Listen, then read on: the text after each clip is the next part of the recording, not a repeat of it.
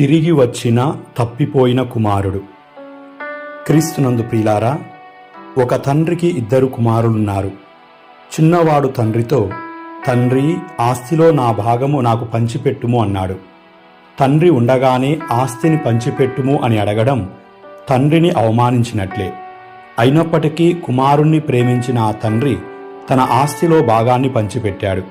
కానీ కుమారుడు తండ్రి ప్రేమను అర్థం చేసుకోలేదు. ఆ భాగాన్ని అమ్మి సొమ్ము చేసుకున్నాడు. తన తండ్రికే దూరమయ్యాడు. దూరదేశాలకు వెళ్ళి భోగ విలాసాలతో ఆ ధనమంతా దుర్వినియోగం చేశాడు. డబ్బు తనతో ఉన్నంతకాలం తానేమి చేస్తున్నాడో అతనికి అర్థం కాలేదు. ఆ తరువాత దారుణమైన కరువు వచ్చింది. డబ్బంతా కరిగిపోయింది. ఇబ్బందులు ఎదుర్కోవడం ఆరంభించాడు.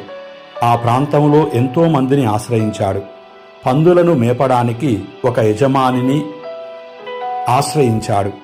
ఆ పందులు తినే పొట్టుతో పొట్ట నింపుకోవాలని ఆశపడ్డాడు. ఎవరూ ఏమీ పెట్టలేదు. ఎంత దారుణమైన జీవితమో కదా! తండ్రితో విభేదించి ఆయన ప్రేమను సహవాసాన్ని కోల్పోయి ఎంతటి దరిద్రమైన జీవితం జీవిస్తున్నాడో చూడండి.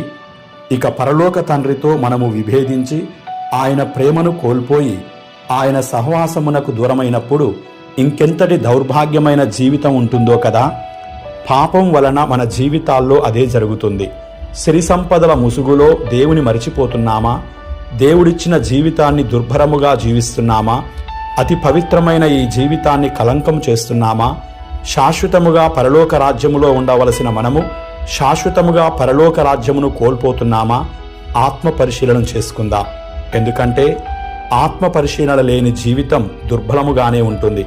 కఠినమైన పరిస్థితులు ఎదురైనా భాగ్యవంతమైన జీవితాన్ని కోల్పోరాదు. ప్రియులారా, ప్రభువు తన చెంతకు మరలి రమ్మని ఆహ్వానిస్తున్నాడు. కనువిప్పుతో కుమారుడు తండ్రి చెంతకు తిరిగి వచ్చినట్లే మనము ఎంతటి దయనీయ స్థితిలో ఉన్నా కనువిప్పుతో దేవుని దగ్గరకు తిరిగి వద్దాం. మన తండ్రి ప్రేమామయుడు. మనందరినీ ఆయన తన హక్కును చేర్చుకుంటాడు. తన సొంత కుమారునిగా ప్రేమిస్తాడు.